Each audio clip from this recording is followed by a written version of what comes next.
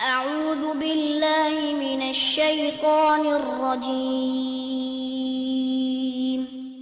بسم الله الرحمن الرحيم الحمد للہ رب العالمین والصلاة والسلام علی نبینا محمد وعلی آلہ وصحبہ اجمعین، اما بعد۔ آج ہم ہیں سورۃ الانعام کے ساتھ، آیت نمبر 141 کے ساتھ، 141 اللہ رب العزت ارشاد فرماتے ہیں، وَهُوَ الَّذِي، اور وہی ہے جس نے، انشاء پیدا کیے، جنات ایسے باغات، معروشات جو چھپروں پہ چڑھائے ہوئے ہیں، وغیر معروشات اور جو چھپروں پہ نہیں چڑھائے ہوئے۔ اس سے کیا مراد ہے؟ کئی چیزیں ایسی ہیں جن کو اوپر چڑھایا جاتا ہے، مثال کے طور پہ انگور کی بیلیں، ان کو دیوار پہ چڑھایا جائے گا یا لکڑیوں کے اوپر چڑھایا جائے گا، کہیں نہ کہیں چڑھایا جائے گا۔ اور کچھ وہ ہیں کہ جن کو چڑھانے کی ضرورت نہیں ہے، خربوزہ، تربوز وغیرہ۔ تو وہی ہے جس نے پیدا کیے ایسے باغات، معروشات جو چھپروں پہ چڑھائے ہوئے ہیں، وغیر معروشات اور جو چھپروں پہ چڑھائے ہوئے نہیں ہیں، والنخل اور کھجوروں کے درخت، والزرع اور کھیتی، مختلفاً اکلہ اس حال میں کہ اس کا ذائقہ مختلف ہوتا ہے، والزیتون اور زیتون یعنی کہ اس کو بھی اللہ نے پیدا کیا، والرمان اور انار، متشابہاً وغیر متشابہ ایک دوسرے سے ملتا جلتا، وغیر متشابہ اور ایک دوسرے سے نہ ملتا جلتا، متشابہ ایک دوسرے سے ملتے جلتے، وغیر متشابہ اور ایک دوسرے سے نہ ملتے جلتے۔ مثال کے طور پہ پتوں کے لحاظ سے ایک جیسے لیکن ذائقے کے لحاظ سے الگ الگ، یا پودوں کے لحاظ سے ایک جیسے لیکن ذائقے کے لحاظ سے مختلف۔ کلو تم کھاؤ، من ثمرہ اس کے پھل میں سے، اذا اثمر جب وہ پھل لائے، وآتو اور تم دو، حقہ اس کا حق، یوم حصادہ اس کی کٹائی والے دن، ولا تسرفوا اور تم اسراف نہ کرو، حد سے آگے نہ بڑھو، حد سے تجاوز نہ کرو، انہ بے شک وہ کون؟ اللہ تعالی، لا یحب محبت نہیں کرتا، المسرفین حد سے تجاوز کرنے والوں سے۔ اس آیت میں اللہ رب العزت نے اپنی قدرت کی نشانیوں میں سے کئی نشانیاں ذکر کی، اپنی کئی عظیم مخلوقات کا تذکرہ کیا۔ چنانچہ اللہ نے ارشاد فرمایا کہ وہی ہے جس نے ایسے باغات پیدا کیے ہیں جو چھپروں پہ چڑھائے ہوئے ہیں، اور اس کی مثال پہلے بیان کی جا چکی ہے، اور ایسے باغات بھی جو چھپروں پہ چڑھائے ہوئے نہیں ہیں۔ والنخل اور کھجوروں کے درخت بھی اس نے پیدا کیے جن کو چھپروں پہ چڑھانے کی ضرورت نہیں ہے بلکہ وہ کھڑے ہوتے ہیں اپنے تنے پہ۔ والزرع اور کھیتی بھی اللہ تعالی نے پیدا کی، اور کھیتیاں بھی عام طور پہ اپنے سہارے پہ کھڑی ہوتی ہیں، تو ان کے ذائقے جو ہوتے ہیں مختلف ہوتے ہیں۔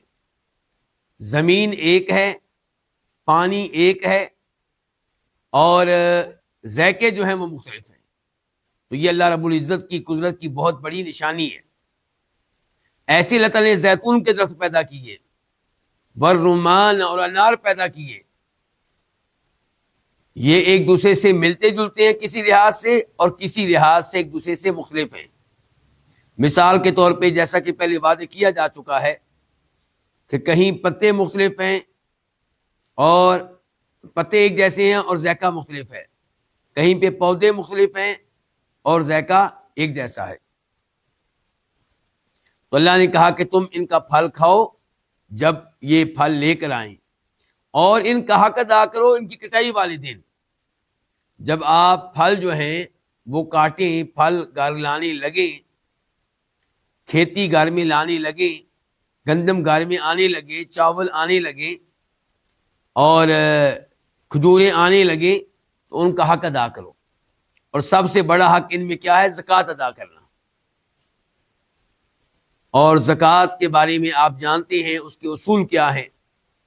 اگر زمین ایسی ہے کھیتی کی، باغ کی، کہ جس کو پانی دیا جاتا ہے اور پانی دینے پہ کوئی مشقت یا کسی مال نہیں لگانا پڑتا، نہ مشقت ہوتی ہے نہ مال لگانا پڑتا ہے، مثال کے طور پہ بارش کا پانی وہ کافی ہو جاتا ہے، یا سمندر کا پانی، دریاؤں کا پانی، نہروں کا پانی، اور ان کے اوپر پیسہ خرچ نہ ہو، مشقت خرچ نہ ہو، تو ایسے پانی سے جو پیداوار ہوگی وہاں پہ زکوٰۃ دینی ہوگی۔ کتنا؟ 10واں حصہ، یعنی کہ مثال کے طور پہ 100 کلو ہے تو کتنے کلو؟ 10 کلو آپ اللہ کی راہ میں دیں گے۔ پیداوار 100 کلو ہے تو 10 کلو آپ اللہ کی راہ میں دیں گے۔ اور اگر زمین ایسی ہے جس کو پانی دینے پہ مشقت کا سامنا کرنا پڑتا ہے، یا مال خرچ آتا ہے، پٹرول لگتا ہے، ڈیزل لگتا ہے، یا آپ کو جانوروں کے ذریعے کنویں سے پانی کھینچنا پڑتا ہے، اس قسم کی صورتحال کا سامنا کرنا پڑتا ہے، تو تب 20واں حصہ، یعنی کہ 100 کلو میں سے 5 کلو، 100 کلو میں سے 5 کلو۔ وَلَا تُسْرِفُوا، اور حد سے آگے نہ بڑھو۔ اس جملے کے کئی مطلب ہو سکتے ہیں۔ ایک مطلب یہ ہو سکتا ہے کہ اللہ کی راہ میں دو، مناسب حد تک۔ ایسا نہیں ہونا چاہیے کہ آپ سارا مال ہی اللہ کی راہ میں دے دیں اور پھر آپ کی بیگم اور آپ کے بچے دوسروں سے مانگتے پھریں۔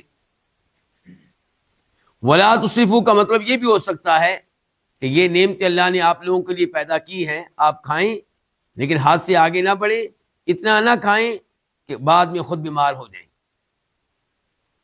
اور وَلَا تُسْرِفُوا کا مطلب یہ بھی ہو سکتا ہے کہ اللہ نے یہ مال آپ کو دیا ہے، اسے ناجائز جگہ پہ خرچ نہ کریں۔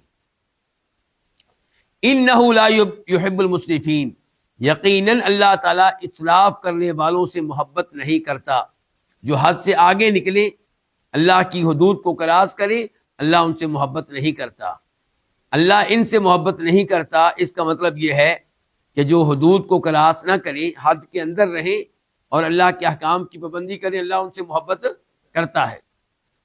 تو ہم ایمان لاتے ہیں کہ اللہ کی صفات میں سے ایک صفت ہے محبت کرنا۔ اللہ کئی لوگوں سے محبت کرتا ہے اور کئی لوگوں کو اپنی محبت سے محروم رکھتا ہے۔ آیت نمبر 142 142، وَمِنَ الْأَنْعَامِ، اور چوپاؤں میں سے، یہاں پہ فعل مقدر ہوگا، کون سا؟ انشاء، اس کا تعلق ہے وَهُوَ الَّذِي أَنشَأَ جَنَّاتٍ مَعْرُوشَاتٍ، کہ اللہ نے پیدا کیے باغات، اور کیا پیدا کیا؟ فرمایا وَمِنَ الْأَنْعَامِ، اور چوپاؤں میں سے اس نے پیدا کیے حمولتاً، بوجھ اٹھانے والے جانور، وفرشا، اور زمین سے لگے ہوئے جانور۔ کلو، تم کھاؤ، مما، یہ اصل میں کیا تھا؟ من اور ما، اس میں سے جو رازا کا دیا کم تمہیں اللہ تعالیٰ نے، ولا تتبعوا، اور تم پیچھے نہ لگو، تم پیروی نہ کرو، خطوات الشیطان، شیطان کے قدموں کی، انہو، بے شک وہ کون؟ اللہ تعالیٰ، تمہارے لیے، لکم، تمہارے لیے، اور معذرت کے ساتھ انہو شیطان، انہو بے شک وہ، یعنی کہ شیطان، لکم تمہارے لیے، عدو، دشمن ہے، مبین، واضح۔ پہلی آیت میں اللہ رب العزت نے تذکرہ کیا تھا ان چیزوں کا جو پیدا ہوتی ہیں کس سے؟ زمین سے۔ اب اللہ نے تذکرہ کیا ہے جانوروں کا، اور فرمایا اللہ نے کئی جانور ایسے پیدا کیے جو بوجھ اٹھانے والے ہیں، مثال کے طور پہ اونٹ، اور کئی جانور ایسے پیدا کیے جو زمین سے لگے ہوئے ہیں، مثال کے طور پہ بھیڑ بکریاں. تو یہ دونوں اللہ رب العزت کا ہمارے اوپر انعام ہے، یہ اللہ تعالیٰ کی نعمتیں ہیں، یہ دونوں قسم کے جانور. کلو فرمایا تم کھاؤ اس میں سے جو اللہ نے تم کو دیا ہے. اس میں ایک پیغام تو یہ ملا کہ تم جو کچھ کھاتے ہو یہ دینے والا کون ہے؟ اللہ رب العزت. تو آپ یہ عقیدہ رکھیں کہ ہر نعمت دینے والا اللہ رب العزت ہے، اور پھر اس اللہ تعالیٰ کا شکر ادا کریں، اور شکر ادا کرنے میں سے یہ ہے کہ اس کے احکام کی پابندی کریں.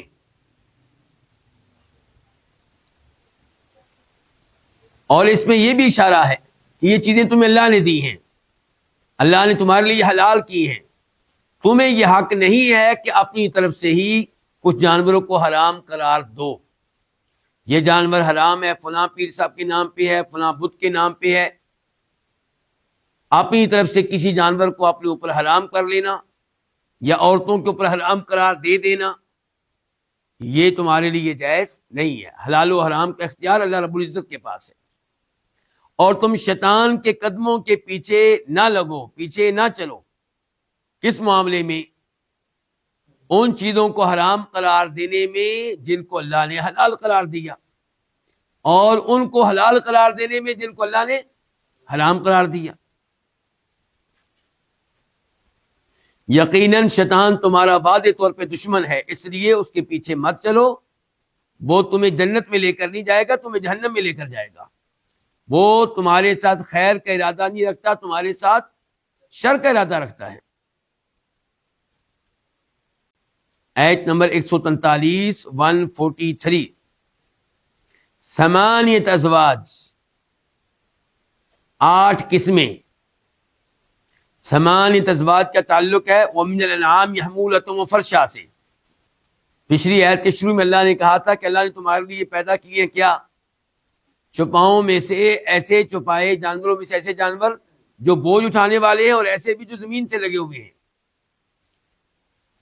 اب اللہ نے وعدے کیا کہ یہ چوپائے جو اللہ نے پیدا کیے ہیں ان کی اقسام کتنی ہیں؟ 8.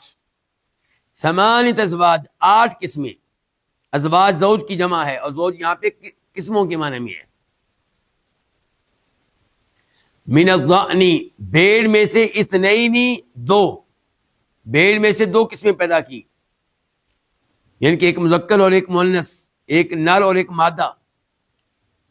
ومن الماعز 2، اور بکری میں سے بھی 2، 2. ایک مذکر ایک مؤنث، ایک نر اور ایک مادہ، بکرا اور بکری. قل، تو کہہ دے، آذکرینی، کیا دونوں مذکر، دونوں نر حرما اس نے حرام قرار دیے، کس نے؟ اللہ نے. ام یا الانثیین، یا دونوں مؤنث، دونوں مادہ. یعنی کہ اللہ رب العزت نے بھیڑ اور بکری میں سے دونوں مذکر جو ہیں ان کو حرام قرار دیا ہے، یا دونوں جو مؤنث ہیں ان کو حرام قرار دیا ہے؟ کیا بھیڑ اور بکری یہ اللہ نے حرام قرار دی ہے، یا بکرا اور مینڈا اللہ نے حرام قرار دی ہے؟ ام اشتملت علیہ ارحام الانثیین، یا وہ اما اصل میں کیا؟ ام ما موصولہ ہے، یا وہ جس پہ مشتمل ہیں دونوں ماداؤں کے رحم. الانثیین سے مراد بکری اور بھیڑ. اما یعنی کہ یا یہ بتاؤ کہ اللہ نے دونوں مذکر حرام قرار دیے ہیں، یا دونوں مؤنث حرام قرار دیے ہیں، یا وہ بچہ حرام قرار دیا ہے جس پہ مشتمل ہیں دونوں ماداؤں کے رحم، دونوں مؤنثوں کے رحم. کیا اللہ نے حرام قرار دیا؟ بتاؤ. نبئونی، مجھے خبر دو، بعلم، کسی علم کے ساتھ، ان کنتم صادقین، اگر تم سچے ہو. یعنی کہ کس بنیاد پہ تم نے کچھ جانوروں کو حرام قرار دیا ہے؟ کیا اللہ رب اور پھر تم اس حرام قرار دینے کی نسبت کس کی طرف کرتے ہو؟ اللہ کی طرف. تو بتاؤ اللہ نے کیا دونوں مذکر حرام قرار دیے ہیں، بکرا اور مینڈا، یا دونوں مؤنث حرام قرار دی ہیں، بھیڑ اور بکری، یا وہ بچہ حرام قرار دیا ہے جو ان ماداؤں کے رحم میں ہے، جو ان مؤنث جانوروں کے رحم میں ہے، بچہ دانی میں ہے؟ کس چیز کو اللہ نے حرام قرار دیا؟ یہ سوال انکار کے لیے ہے، ان کے عمل کو غلط قرار دینے کے لیے ہے، ان کا اپنی طرف سے ہی چند جانوروں کو حرام قرار دے لینا اس عمل کی غلطی وعدے کرنے کے لیے ہے. بتاؤ اللہ نے کس چیز کو حرام قرار دیا ہے؟ اگر دونوں طرح کے مذکر کو حرام قرار دیا ہے تو تم تو کچھ مذکر جانوروں کو، کچھ نر جانوروں کو، کچھ لوگوں کے لیے حرام قرار دیتے ہو، کچھ کے لیے حلال قرار دیتے ہو. تمہارا تو کوئی اصول نہیں ہے. اگر اللہ نے دونوں طرح کے مؤنث یعنی کہ مادہ جانوروں کو حرام قرار دیا ہے تو تم اس اصول پہ بھی عمل نہیں کرتے ہو. کسی کے لیے کچھ مادہ جانوروں کو حرام قرار دیتے ہو، کسی کے لیے حلال قرار دیتے ہو. کیا اصول ہے تمہارا؟ مجھے بتاؤ علم کے ساتھ، اگر تم سچے ہو، یعنی کہ یہ حلال اور حرام قرار دینے میں اگر تم سچے ہو. آیت نمبر 144 144 وَمِنَ الْإِبِلِ، اور اونٹوں میں سے اثنین دو، وَمِنَ الْبَقَرِ اثنین، اور گائیوں میں سے دو. کیا مطلب؟ اس نے پیدا کی. وَمِنَ الْإِبِلِ، اونٹوں میں سے دو قسمیں اس نے پیدا کی، ایک اونٹ اور ایک اونٹنی. اور گائیوں میں سے بھی دو قسمیں، ایک بیل اور ایک گائے. قل، تو کہہ دے، یعنی کہ ان سے پوچھئے، آذکرین، کیا دونوں مذکر اس نے حرام قرار دیے؟ کیا دونوں نر اس نے حرام قرار دیے، اونٹ اور بیل؟ ام الانثیین، یا دونوں مؤنث، دونوں مادہ جانور اس نے حرام قرار دیے، یعنی کہ گائے اور اونٹنی؟ ام اشتملت علی ارحام الانثیین، یا وہ حرام قرار دیا وہ بچہ جس پہ مشتمل ہیں دونوں مؤنث جانوروں کے رحم، دونوں ماداؤں کے رحم؟ کیا چیز اللہ نے حرام قرار دی ہے ان میں سے؟ یہ سوال بھی ان کی غلطی کو واضح کرنے کے لیے ہے. یرحمک اللہ.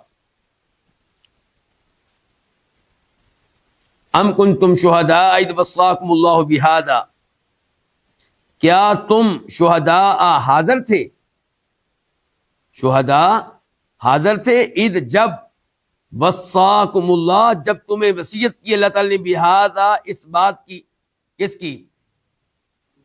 کہ یہ جانور حرام ہے.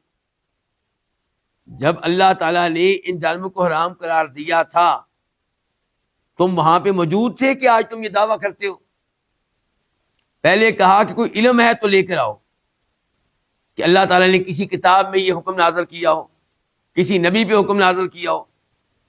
اب اللہ تعالیٰ نے کہا کہ کیا تم موجود تھے جب اللہ تعالیٰ نے ان جانوروں کو حرام قرار دیا جن کو تم حرام قرار دے کر ان کی اس حرمت کی نسبت اللہ کی طرف کرتے ہو؟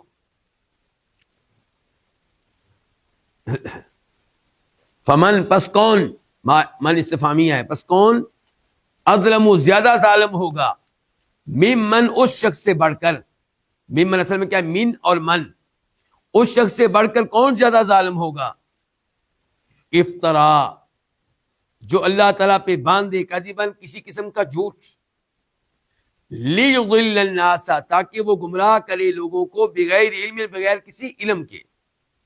ان اللہ، بے شک اللہ تعالیٰ، لا یہدی، نہیں ہدایت دیتا، القوم الظالمین، ظالم لوگوں کو. تو اس آیت میں بھی اللہ نے وعدہ کیا کہ اللہ تعالیٰ نے اونٹ کو بھی پیدا کیا، اونٹنی کو بھی، اللہ نے بیل کو بھی پیدا کیا اور گائے کو بھی. تو 4 کا تذکرہ اس آیت میں ہو گیا اور 4 کا تذکرہ پچھلی آیت میں ہوا تھا. ٹوٹل کتنے ہو گیا؟ 8. اللہ تعالیٰ پوچھتے ہیں کہ کیا اللہ تعالیٰ نے اونٹ کو حرام قرار دیا یا بیل کو، اونٹنی کو حرام قرار دیا یا گائے کو، یا ان مادہ جانوروں کے پیٹ میں موجود بچے کو، کس کو حرام قرار دیا ہے؟ جواب یہ ہے کہ اللہ نے کسی چیز کو حرام قرار نہیں دیا۔ پھر تم یہ دعویٰ کیوں کرتے ہو؟ کیا تم موجود تھے جب اللہ نے تمہیں وصیت کی تھی؟ اللہ نے تمہیں حکم دیا تھا کہ ان جانوروں کو حرام سمجھنا ہے اور حرام قرار دینا ہے؟ یقیناً ایسا نہیں ہے۔ پھر پیچھے کیا رہ گیا؟ یہ اپنی طرف سے جھوٹ مانتے ہیں اللہ تعالیٰ پہ۔ تو اللہ تعالیٰ نے کہا اس سے بڑا ظالم کون ہوگا جو کسی انسان پہ جھوٹ نہیں باندھ رہا بلکہ کس پہ باندھ رہا ہے؟ اللہ پہ، اس کائنات کے خالق پہ۔ اور باندھنے کا مقصد لوگوں کو بغیر کسی علم کے گمراہ کرنا ہے۔ اللہ تعالیٰ ایسے ظالم لوگوں کو ہدایت نہیں دیتا۔ اس کے بعد ایت نمبر 145 145، قل تو کہہ دے، لا اجدو میں نہیں پاتا، فی ما اوحی الیہ اس چیز میں جو وحی کی گئی ہے میری طرف، میں نہیں پاتا اس وحی میں جو میری طرف کی گئی ہے۔ کیا نہیں پاتا؟ محرمن کوئی چیز حرام، علی طاعم کسی کھانے والے پہ، یطعمہ جس کو وہ کھاتا ہو، الا ان یکون الا یہ کہ وہ چیز کیا ہو، میتۃ کوئی مردار، او دم مسفوحا یا بہایا ہوا خون، او لحم خنزیر یا کسی خنزیر کا گوشت، فإنہ رجس کیونکہ یہ گندگی ہے۔ یہ خنزیر کا گوشت کیا ہے؟ گندگی ہے۔ او فسقن یا وہ جو فسق و فجور کا باعث ہو، جو اللہ کی نافرمانی کا باعث ہو، احل پکارا گیا ہو، جس پہ ذکر کیا گیا ہو بلند آواز سے، لغیر اللہ احل بہ جس پہ پڑھا گیا ہو، جس پہ پکارا گیا ہو لغیر اللہ غیر اللہ کے نام، فمن پس جو استرا مجبور کر دیا جائے، غیر باغن اس حال میں کہ سرکشی کرنے والا نہ ہو، ولا عادن اور نہ حد سے تجاوز کرنے والا ہو، فإنا تو بے شک ربا کا تیرا رب غفور بہت بخشنے والا ہے، رحیم نہایت رحم کرنے والا ہے۔ اس آیت میں اللہ تعالی نفی کر رہے ہیں مشرکین کے عقائد کی۔ انہوں نے اپنی طرف سے کئی جانوروں کو حرام قرار دیا ہوا تھا، تو اللہ تعالیٰ نے اپنے نبی کو حکم دیا علیہ الصلوۃ والسلام کہ آپ ان سے کہہ دیں کہ میرے اوپر وحی نازل ہوئی ہے، میرے اوپر اللہ کا دین نازل ہوا ہے، اس وحی میں، اس دین میں کسی کھانے والے کے لیے کسی چیز کو حرام نہیں پاتا سوائے ان چند چیزوں کے۔ نمبر ایک کیا؟ الا یکون میتۃ کوئی جانور کیا ہو؟ مردار۔ مردار اس جانور کو کہا جائے گا جو اللہ رب العزت کی طرف سے ہمارے لیے حلال ہے، لیکن مرا کیسے ہے؟ ذبح کیے بغیر مر گیا ہے، یا کسی حادثے میں قتل ہو گیا ہے، ہلاک ہو گیا ہے، یا اس کو باقاعدہ ذبح کیا گیا ہے لیکن غیر اللہ کے نام پہ، تو اس کو کیا کہا جائے گا؟ مردار۔ تو یہ مردار جانور جو ہے یہ حرام ہے۔ البتہ مردار چیزوں میں سے بھی کچھ چیزیں اللہ نے ہمارے لیے حلال کر دی ہیں۔ نمبر ایک مچھلی، نمبر دو ٹڈی، بلکہ سمندر کی ہر چیز جو عام طور پہ پانی میں رہتی ہے، سمندر میں زندگی گزارتی ہے، وہ ہمارے لیے کیا ہے؟ حلال ہے۔ اللہ تعالیٰ فرماتے ہیں دوسرے مقام پہ احل لکم صید البحر وطعامہ، تمہارے لیے سمندر کا شکار بھی حلال ہے اور سمندر کا کھانا بھی۔ اس کی تفسیر کیا ہے؟ اس کی تفسیر یہ ہے کہ سمندر کی کوئی چیز تم شکار کرتے ہو، زندہ پکڑ لیتے ہو، اور پھر وہ مر جاتی ہے تمہارے لیے حلال ہے. اور ایک وہ چیز ہے جو سمندر میں تمہارے پکڑنے سے پہلے ہی مر چکی ہے, سمندر نے اس کو باہر پھینک دیا ہے, وہ بھی تمہارے لیے حلال ہے. البتہ اگر کوئی بکرا ذبح کرنے سے پہلے فوت ہو جائے تو وہ مردار ہے, نہیں کھا سکتے آپ. اونٹ فوت ہو جائے ذبح کرنے سے پہلے وہ مردار ہے. او دم مسفوحا, یا ایسا خون جو بہایا گیا ہو وہ بھی کیا ہے, حرام ہے. تو کون سا خون حلال ہے؟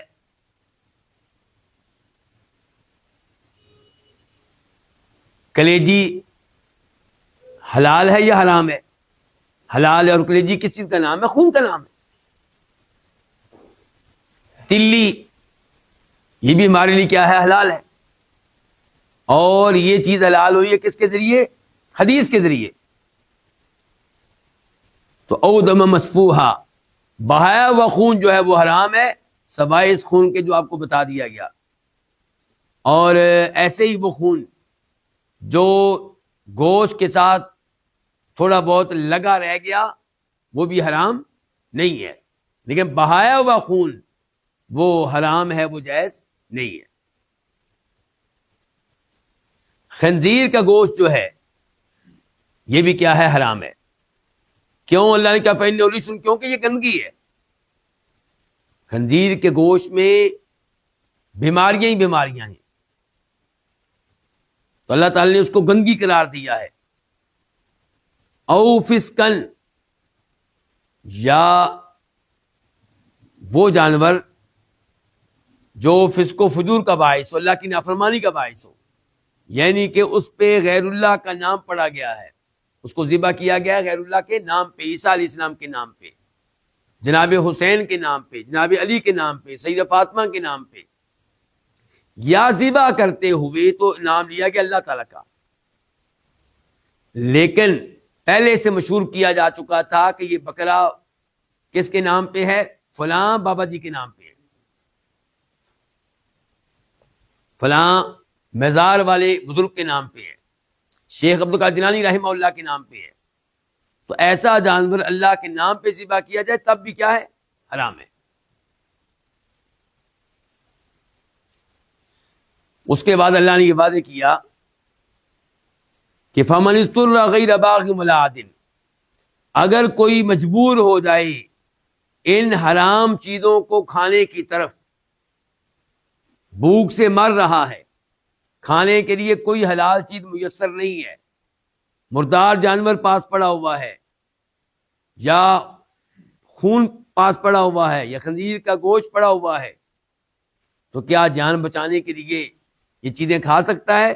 اللہ نے کہا جو مجبور ہو جائے وہ کھا سکتا ہے, لیکن شرط یہ ہے کہ سرکشی کرنے والا نہ ہو, حد سے تجاوز کرنے والا نہ ہو. دو الفاظ اللہ نے استعمال کیے ہیں, یعنی کہ خنزیر کا گوشت اس کے لیے حلال نہیں ہے جو کہتا ہے کہ یہ تمہاری شریعت میں نہیں مانتا, اپنی طرف سے جناب خنزیر کے گوشت کو تم نے حرام کر دیا, بکرے کو حلال کر دیا, میں تو خنزیر کے گوشت کو حلال ہی سمجھتا ہوں.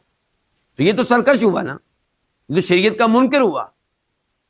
تو اس کے لیے خنزیر کا گوشت حلال نہیں ہے. ولا عادن, اور جو حد سے تجاوز کرنے والا ہے اس کے لیے بھی حلال نہیں ہے. مجبوراً آپ کے لیے مردار جانور کا گوشت حلال ہوا, آپ ایک ٹکڑا اس کا کھا لیں, دو کھا لیں, جان بچ جائے. یہ نہیں ہے کہ آپ باقاعدہ سیدھے ہو کے بیٹھ جائیں کہ آج اللہ نے یہ حلال کر دیا, جی بھر کر میں کھا لوں. تو یہ کیا ہوگا؟ حد سے تجاوز کرنا. تو اگر کوئی مجبور ہو جائے, سرکشی کرنے والا نہ ہو, حد سے تجاوز کرنے والا نہ ہو, تو تیرا رب غفور بہت بخشنے والا ہے. غفور فاؤل کا وزن, بہت بخشنے والا ہے. یہ کہ جو یہ کھانے پہ مجبور ہو جائے اس کو بہت بخشنے والا ہے. رحیم, وہ رحم کرنے والا ہے. اس سے پتا چلا کہ اللہ کے ناموں میں سے دو نام کیا ہیں, غفور اور رحیم. اور پتا چلا اللہ کی صفات میں سے ایک صفت ہے مغفرت کرنا, گناہوں کو بخشنا, اور ایک کیا ہے؟ رحم کرنا. آیت نمبر 146 146, وعلی الذین ہادوا، اور ان لوگوں پہ جو یہودی ہوئے، حرمنا، ہم نے حرام کر دیا، کل ذی ظفر، ہر ناخن والا جانور، ہر ناخن والا جانور یا پرندہ، ہر ناخن والا ہم نے ان کے اوپر کیا کر دیا؟ حرام کر دیا۔ ظفر ناخن کو کہتے ہیں، دی والا۔ وَمِنَ الْبَقَرِ، اور گائیوں میں سے، وَالْغَنَمِ، اور بھیڑ بکریوں میں سے، حرمنا، ہم نے حرام کر دی، علیہم، ان پہ، شومہما، ان دونوں کی چربیاں۔ شوم شام کی جمع، شام چربی کو کہتے ہیں، شومہما ان دونوں کی چربیاں، کن دونوں کی؟ گائے اور بھیڑ بکری۔ الا ما، سوائے اس کے جسے اٹھائیں، ما حملت، جسے اٹھائیں، ظہورہما، ان کی پشتیں، ان کی پیٹھیں۔ ظہور ظہر کی جمع ہے، ظہر کس کو کہتے ہیں؟ پیٹھ کو، پشت کو۔ اوی الحوایا، یا جس کو اٹھائیں ان کی انتڑیاں، الحوایا انتڑیاں، اور یہ جمع ہے حاویتن کی یا حویتن کی۔ او مختلط بعظم، یا جو اختلاط، لگی رہ جائے، بعظم، کسی ہڈی کے ساتھ، وہ چربی جو کسی ہڈی کے ساتھ لگی رہے، جو کسی ہڈی کے ساتھ ملی ہوئی ہو۔ ذالک، یہ کیا؟ یہ ان چیزوں کو حرام قرار دینا۔ جزیناہم، یہ ہم نے ان کو جزا دی، ہم نے ان کو سزا دی، ببغیہم، ان کی سرکشی کی وجہ سے۔ کن کو سزا دی؟ چودھریوں کو۔ وَإِنَّا لَصَادِقُونَ، اور یقیناً بے شک ہم سچے ہیں۔ صادقون جمع ہے کس کی؟ صادق کی۔ اس آیت میں اللہ نے وعدہ کیا کہ ہم نے یہودیوں پہ ہر ناخن والا جانور اور پرندہ حرام قرار دیا۔ اس کی کوئی مثال؟ جیسا کہ اونٹ، شتر مرغ۔ مراد کیا ناخن والا؟ اس سے مراد وہ جانور ہیں جن کے پنجے بند ہوتے ہیں، کھلے نہیں ہوتے، جن کی پاؤں کی انگلیاں الگ الگ نہیں ہوتی بلکہ آپس میں جڑی ہوتی ہیں۔ واضح ہو گیا؟ تو اللہ تعالیٰ فرماتے ہیں کہ ہم نے ان پہ حرام کر دیا ہر ناخن والا جانور، مراد وہ جانور ہیں جن کے پاؤں کی انگلیاں آپس میں جڑی ہوتی ہیں، جن کے پنجے کھلے نہیں ہوتے۔ جہاں تک تعلق ہے گائیوں کا اور بھیڑ بکریوں کا، تو فرمایا ان کی چربیاں ہم نے ان کو پر حرام کر دی۔ ہمارے لیے چربی کا کیا حکم ہے؟ حلال ہے۔ اور ہمارے لیے کیا حکم ہے ناخن والے جانوروں کا؟ یعنی کہ اونٹ بھی ہمارے لیے حلال ہے، شتر مرغ بھی حلال ہے۔ تو ان کے اوپر ہم نے حرام کر دی ان کی چربیاں، سوائے اس چربی کے جو ان جانوروں کی پشت کے اوپر لگی ہو، یا جو انتڑیوں میں ہو، یا جو کسی ہڈی کے ساتھ لگی رہ جائے۔ اتنی مقدار چربی کی ان کے لیے حلال تھی، باقی چربی ان کے اوپر کیا تھی؟ حرام تھی۔ اللہ تعالیٰ کہتے ہیں کہ ہم نے چیزیں حرام کیوں کی ان کے اوپر؟ آج حلال ہیں اور ان سے پہلے بھی حلال تھی، ان کے اوپر حرام کیوں کی؟ فرمایا ان کی سرکشی کی سزا دی ہم نے، ان کی سرکشی کی وجہ سے چیزیں ہم نے ان کے اوپر حرام کی۔ یہ کتنے سرکش تھے اس کا اندازہ آپ ایک حدیث سے لگا سکتے ہیں۔ نبی علیہ الصلوۃ والسلام نے جب مکہ فتح ہوا خطبہ دیا اور فرمایا کہ اللہ نے تمہارے اوپر حرام کر دیا ہے، کس کو؟ مردار کو، اور ایسے ہی خنزیر کو، بتوں کو۔ تو کئی چیزوں کی حرمت کا اور حرام ہونے کا آپ نے اعلان کیا۔ مردار کا جب آپ نے اعلان کیا تو صحابہ کرام نے سوال کیا اللہ کے رسول علیہ الصلوۃ والسلام کہ مردہ جانوروں کی چربی کے بارے میں آپ کا کیا خیال ہے؟ کیونکہ مردہ جانوروں کی چربی سے ہم بہت فائدہ اٹھاتے ہیں۔ اس چربی کو استعمال کیا جاتا ہے تیل کے طور پہ جسم پہ لگانے کے لیے، اس کو استعمال کیا جاتا ہے کشتیوں کو یعنی کہ رنگ کرنے کے لیے، اور بھی ان کے کئی فوائد ہیں۔ ان کے ذریعے چراغ جلتے ہیں، تیل کے طور پہ اس کو استعمال کرتے ہیں، چراغ جلتا ہے۔ تو فرمایا نبی علیہ السلام نے نہیں، یہ جو ہے یہ حرام ہے۔ کیا حرام ہے؟ چربی کی بے، کیونکہ آپ نے اعلان یہ کیا تھا کہ مردار کی بے کیا ہے؟ حرام ہے، مردہ جانور بیچنے کی اجازت نہیں ہے۔ تو صحابہ کرام یہ جاننا چاہتے تھے کہ کیا یہ چربی یہ ہم بیچ سکتے ہیں، مردہ جانور کی چربی؟ آپ نے فرمایا نہیں یہ حرام ہے۔ پھر آپ نے فرمایا اس موقع پہ کہ اللہ کی لعنت ہو یہودیوں کے اوپر، اللہ تباہ و برباد کرے انہیں، کہ اللہ نے جب چربی ان کے اوپر حرام کی تو انہوں نے کیا کیا؟ چربی لیتے، کھاتے نہیں تھے، چربی لیتے، اسے پگھلاتے، اور پگھلنے کے بعد اس کے تیل وغیرہ کو بیچتے اور اس کی قیمت کھاتے۔ تو یہ ایسے آپ اندازہ لگا سکتے ہیں کہ یہ لوگ کتنے سرکش تھے۔ وَإِنَّا لَصَادِقُونَ، اللہ تعالیٰ کہتے ہیں یقیناً ہم سچے ہیں۔ کس چیز میں؟ یہ باتیں جو ہم نے بتائی ہیں کہ ہم نے یہودیوں کے اوپر یہ چیزیں حرام کی اور اس وجہ سے حرام کی، یہ ساری باتیں بتانے میں ہم کیا ہیں؟ سچے ہیں، باتوں میں کوئی بھی بات غلط نہیں ہے۔ وَمَنْ أَصْدَقُ مِنَ اللَّهِ قِيلًا، اللہ سے بڑھ کر سچا کون ہوگا کلام کرنے کے لحاظ سے، گفتگو کرنے کے لحاظ سے؟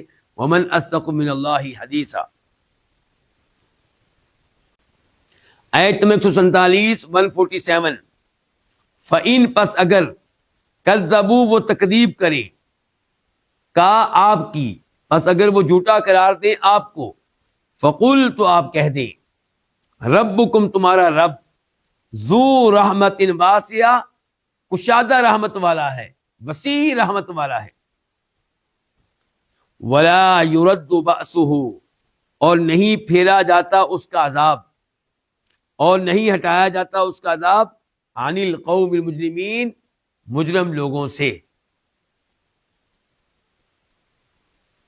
یہاں پہ اللہ نے وعدے کیا کہ اگر یہ آپ کی تکذیب کریں اور حلال و حرام کے معاملے میں آپ کے احکام کو تسلیم نہ کریں، یا کسی بھی معاملے میں آپ کی تکذیب کریں، تو آپ ان کو بتا دیں کہ تمہارا رب بڑی وسیع اور کشادہ رحمت والا ہے، اور یہ اللہ کی رحمت ہے کہ تم اللہ کے نبی کی تکذیب کرتے ہو، اللہ کے نبی کا مذاق اڑاتے ہو، اللہ تب بھی تمہیں فوری طور پہ عذاب نہیں دیتا، تب بھی اللہ تمہیں مہلت دے رہا ہے، تب بھی تمہیں رزق دے رہا ہے، تب بھی تمہیں اولاد دے رہا ہے، تب بھی تمہیں مال دے رہا ہے۔ پتہ چلا کہ اللہ تعالیٰ وسیع رحمت والا ہے۔ لیکن ایک بات ذہن میں رہے کہ ولا یرد باسہ، جب اس کا عذاب آ جائے پھر اسے ٹالنا ممکن نہیں ہے، اسے دور کرنا ممکن نہیں ہے، اسے پھیرنا ممکن نہیں ہے۔ مجرم لوگوں پہ ایسا عذاب جب آتا ہے تو پھر آ کر ہی رہتا ہے۔ تو اس میں وارننگ بھی دے دی گئی ان کو جو نبی علیہ الصلوۃ والسلام کی تکذیب کرنے والے تھے، آپ کا مذاق اڑانے والے تھے۔ آیت نمبر 148 148، سیقول، ان قریب کہیں گے، الذین، وہ لوگ، اشرکو، جنہوں نے شریک کیا، یعنی کہ اللہ کے ساتھ اوروں کو شریک کیا، کیا کہیں گے؟ لو شاء اللہ، اگر اللہ تعالیٰ چاہتا، ما اشرکنا، ہم شریک نہ کرتے، ہم شریک نہ بناتے، ولا آباؤنا، اور نہ ہی ہمارے باپ دادا، یعنی کہ نہ ہی ہمارے باپ دادا شریک بناتے، ولا حرمنا، اور نہ ہم حرام کرتے، حرام قرار دیتے، من شیئن، کسی قسم کی چیز کو، کسی بھی چیز کو، کذالک، اسی طرح، کذبا، جٹلایا، الذین، ان لوگوں نے، من قبلہم، جو ان سے پہلے تھے، حتیٰ، یہاں تک کہ، ذاقوا، انہوں نے چکھا، بأسنا، ہمارا عذاب، قل، کہہ دیجئے، حل، کیا، عندکم، تمہارے پاس ہے، من علم، کسی قسم کا کوئی علم، فتخرجوہ، کہ تم اس کو نکالو، اس کو ظاہر کرو، لنا، ہمارے لیے، ان تتبعون، ان نافیہ ہے کیونکہ آگے کیا آ رہا ہے؟ الا، تو ان کا معنی کیا ہو گیا؟ نہیں، تتبعون، تم پیروی کرتے، پیچھے چلتے، الا الظن، مگر کس کے؟ گمان کے، علم نہیں تمہارے پاس، گمان ہے۔ وَإِنْ أَنْتُمْ، اور نہیں ہو تم، الا مگر، تخرصون، اندازے لگاتے، اٹکل پچو لگاتے۔ اس آیت میں اللہ رب العزت نے وعدے کیا کہ مشرکین کے پاس کیا عذر ہے، وہ اللہ تعالیٰ کے ساتھ اوروں کو شریک کرتے ہیں، اللہ کی حلال کردہ چیزوں کو حرام قرار دیتے ہیں، تو ان کے پاس دلیل کیا ہے؟ ان کے حق اور سچ ہونے کی دلیل ان کے پاس کیا ہے؟ ان کی دلیل یہی ہے کہ اگر ہمارے یہ اعمال غلط ہیں تو اللہ ہمیں روکتا کیوں نہیں؟ اللہ ہمیں کرنے کیوں دیتا ہے؟ ہم کئی جانوروں کو حرام قرار دیتے ہیں، اللہ کوئی عذاب نہیں بھیجتا، اللہ اس میں کوئی رکاوٹ نہیں ڈالتا، تو پتہ چلا کہ ہمارا ان جانوروں کو حرام قرار دینا بالکل ٹھیک ہے، اللہ کی مرضی کے عین مطابق ہے، اور اللہ ہماری اس عمل پہ راضی ہے، خوش ہے۔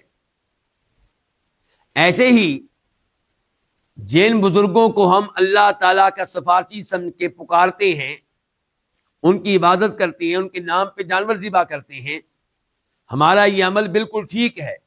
دلیل کیا ہے ہماری؟ دلیل یہ ہے کہ اللہ تعالیٰ ہمیں یہ کام کرنے دے رہا ہے، پتہ چلا اس کے پیچھے اللہ کی مشیت ہے، پتہ چلا اس کے پیچھے اللہ کا ارادہ ہے۔ اگر اللہ کی مشیت نہ ہوتی، اللہ کا ارادہ نہ ہوتا، تو اللہ ہمیں یہ کام کرنے نہ دیتا۔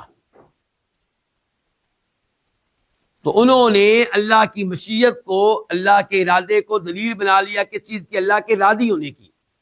ذرا میری بات دھیان سے سننی آپ نے، انہوں نے اللہ کے ارادے کو، اللہ کی مشیت کو دلیل بنا لی اللہ کے راضی ہونے کی۔ اگر یہ دلیل تسلیم کر لی جائے پھر تو دنیا کے سارے انسان بہت اچھے انسان ہیں، وہ کہیں گے ہم جو بھی کام کرتے ہیں اللہ نے کرنے دیا تو ہم کر رہے ہیں نا، اس کا مطلب ہے کہ اللہ راضی ہے۔ بدکاری کرنے والا کہے گا بدکاری کرنا میرا عمل بالکل ٹھیک ہے کیونکہ اللہ نے مجھے کرنے دیا، اس کا مطلب اللہ اس کے اوپر راضی ہے۔ کسی کے پلاٹ پہ، کسی کی گاڑی پہ قبضہ کرنے والا، کسی کو قتل کرنے والا کہے گا کہ میرا یہ عمل بالکل ٹھیک ہے، اللہ اس پہ راضی ہے کیونکہ اللہ نے مجھے کرنے دیا ہے، تو اس کے پیچھے اللہ کا ارادہ تھا، اللہ کی مشیت تھی۔ تو اللہ کے ارادے اور مشیت کو دلیل بنانا بالکل غلط ہے، اور یہ مشرکین کا کام ہے۔ آج کے کسی مسلمان کو ایسی حرکت نہیں کرنی چاہیے۔ اب سوال یہ پیدا ہوتا ہے کہ کیا ان کی یہ دلیل ٹھیک تھی؟ نہیں، کیونکہ اللہ کی مشیت میں اور اللہ کی راضی ہونے میں فرق ہے۔ اللہ کی مشیت میں، اللہ کی راضی ہونے میں فرق ہے۔ اللہ نے، اللہ کن کاموں پہ راضی ہے یہ بتانے کے لیے اللہ نے نبی بھیجے ہیں، یہ بتانے کے لیے اللہ نے کتابیں نازل کی ہیں، اور نبی اپنے اپنے زمانے میں اپنی اپنی اقوام کو کئی کاموں سے روکتے رہے۔ اس کا مطلب یہ ہے کہ ان کاموں پہ اللہ راضی نہیں تھا، لیکن وہ قومیں وہ کام کرتی رہی۔ تو مشیت اور چیز ہے، اللہ کا راضی ہونا اور چیز ہے، اس میں کوئی شک و شبہ نہیں۔ کوئی بھی انسان کوئی بھی حرکت اللہ کے ارادے اور مشیت کے بغیر نہیں کر سکتا۔ کوئی بھی انسان کوئی کام کرنے میں اللہ کو عاجز بے بس نہیں کر سکتا، لیکن اللہ تعالیٰ نے انسانوں کو اور جنوں کو نیک اعمال کرنے کی یا برائیاں کرنے کی کیا دیا ہے؟ اختیار دیا ہے، ارادہ دیا ہے، قدرت دی ہے۔ تو انسان جو کام کرتا ہے ان میں سے کئی اللہ کی مرضی کے مطابق ہوتے ہیں، کئی اللہ کی مرضی کے مطابق نہیں ہوتے، لیکن سارے کام اللہ کے ارادے کے مطابق ہوتے ہیں، اللہ کی مشیت کے مطابق ہوتے ہیں۔ اللہ تعالیٰ نے کہا کذالک کذب الذین من قبلہم، اسی طرح جھٹلایا تھا ان لوگوں نے جو ان سے پہلے تھے، وہ بھی اپنے اپنے رسولوں کو، مشیت کو، اللہ کے ارادے کو، اللہ کی تقدیر کو دلیل بنا کر جھٹلاتے رہے، اور کہتے رہے کہ جو ہم کر رہے ہیں وہ کام اللہ کی مرضی کے عین مطابق ہے، اللہ ہمارے اعمال پہ راضی ہے، اس لیے اللہ ہمیں کرنے دے رہا ہے۔ اچھا، انہوں نے دلیل بنائے رکھا حتیٰ ذاقوا بأسنا، حتیٰ کہ ان پہ ہمارا عذاب آیا۔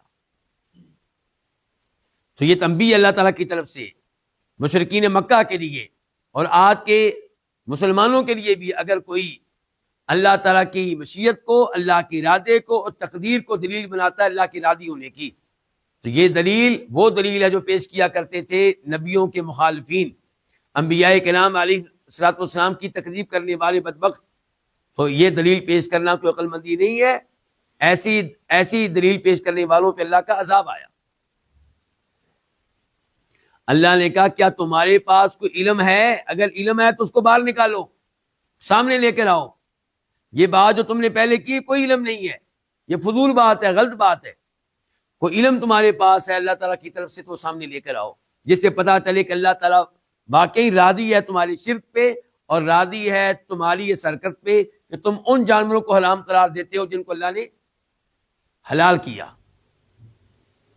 ان تتبعون الا الظن، تمہارے پاس کوئی علم نہیں ہے، کوئی دلیل نہیں ہے، بس اپنے خیالات کی اور اپنے گمانوں کی پیروی کرتے ہو اور اٹکل پچو لگاتے ہو. علم تمہارے پاس کچھ نہیں ہے. آیت نمبر 149 149 اللہ نے کہا قل، آپ کہہ دیں. کس سے کہا اللہ تعالیٰ نے؟ نبی علیہ السلام صلی اللہ تعالیٰ نے کہا قل، آپ کہہ دیں فَلِلَّهِ الْحُجَّةُ الْبَالِغَةُ، بس اللہ تعالیٰ ہی کے لیے ہے الحجت البالغہ، الحجہ دلیل، البالغہ کامل، مکمل، محکم. فلو شاء، پس اگر وہ چاہتا، لہداکم، البتہ ہدایت دیتا، تم کو اجمعین، سب کے سب کو. تو اس آیت میں اللہ نے وعدے کیا کہ ان لوگوں کے پاس کوئی دلیل نہیں ہے، اور اللہ کے پاس ناقص دلیل نہیں بلکہ کامل دلیل ہے، اور اللہ کی دلیل محکم ہے، بالکل واضح ہے. اگر تمہارے پاس دلیل نہیں ہے تو اللہ کے پاس دلیل موجود ہے. اور اللہ کی دلیل کیا ہے؟ کہ اللہ تعالیٰ انسان کے ہر عمل پہ راضی نہیں ہے. اللہ نے انبیاء کرام علیہ السلام کے ذریعے اور اپنی کتب کے ذریعے وہ اعمال بتا دیے جو اعمال گناہ ہیں، اللہ کی نافرمانی ہے، اور جن پہ اللہ ناراض ہوتا ہے. آخر میں اللہ نے کہا اگر اللہ تعالیٰ چاہتا اللہ تم سب کو ہدایت دے دیتا، لیکن اللہ تعالیٰ کی مشیت نہیں ہے. اللہ کی مشیت نہیں ہے کہ فرشتوں کی طرح تم سب کو ہدایت دے دے. اللہ تعالیٰ کی مشیت یہی ہے کہ تمہیں اختیار دیا جائے، ارادہ دیا جائے، خیر اور شر کا اختیار کرنے کا موقع دیا جائے. اب جو وہ کام کرے گا جن پہ اللہ راضی ہوتا ہے اللہ اس کو ہدایت دے گا، اور جو دوسری طرف جائے گا وہ اللہ کی ہدایت سے محروم رہے گا. آیت نمبر 150 150 قل، تو کہہ دے، ہلما، تم لاؤ، تم حاضر کرو. ہلما اسم فعل امر ہے، تم لاؤ، تم حاضر کرو.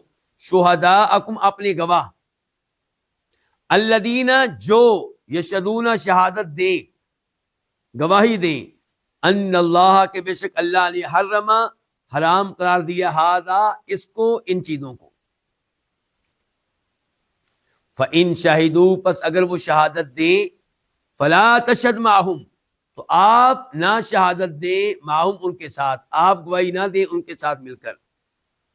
وَلَا تَتَّبِعْ، اور آپ پیروی نہ کریں، احواء الذین، ان لوگوں کی خواہشات کی، کذبوا، جنہوں نے جھٹلایا، بآیاتنا، ہماری آیتوں کو، والذین، اور ان لوگوں کی، ان لوگوں کی خواہشات، اور ان لوگوں کی جو لا یؤمنون، نہیں ایمان لاتے، بالآخرتی، آخرت پہ، وہم، اور وہ، بربہم، اپنے رب کے ساتھ، یعدلون، برابر کرتے ہیں، بریکٹ میں، اوروں کو. اس آخری آیت میں اللہ نے وعدہ کیا کہ اے نبی علیہ الصلوۃ والسلام، آپ ان سے کہیں کہ تم وہ گواہ لے کر آؤ جن کے سامنے اللہ نے ان چیزوں کو حرام قرار دیا ہے، جو شہادت دیں کہ اللہ نے واقعی چیزیں حرام قرار دی ہیں، وہ چیزیں جن کو انہوں نے حرام قرار دیا اپنی طرف سے. اللہ تعالی نے کہا کہ ممکن ہے کہ یہ گواہی دینے پہ تیار ہو جائیں، یہ اللہ پہ جھوٹ باندھنے پہ تیار ہو جائیں. فرمایا اگر یہ اس قسم کی شہادت دیں تو آپ نے ان کا ساتھ نہیں دینا، آپ نے ان کی تائید نہیں کرنی، آپ نے ان کی تصدیق نہیں کرنی، اور آپ ان لوگوں کی خواہشات کی قطعاً پیروی نہ کریں جنہوں نے ہماری آیتوں کی تکذیب کی. اللہ تعالیٰ کی آیتیں، اللہ کا قرآن، جن لوگوں نے ان کی تکذیب کی ہے آپ نے ان کی خواہشات کی پیروی نہیں کرنی، ان کی خواہشات کو پورا نہیں کرنا. اور ایسے ہی وہ لوگ جو آخرت پہ ایمان نہیں لاتے یعنی کہ یہ لوگ جو ہیں ان کے دو جرم ہوئے، ایک ہماری آیتوں کی تکذیب کرنا اور ایک آخرت پہ ایمان نہ لانا۔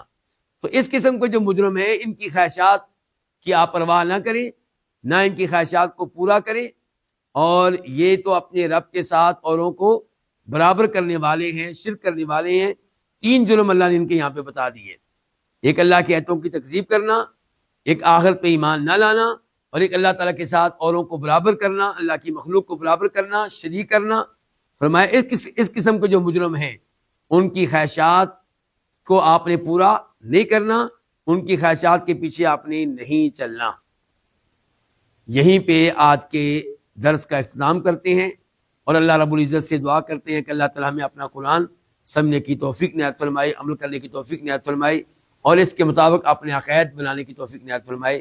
وآخر دعوانا الحمدللہ رب العالمین۔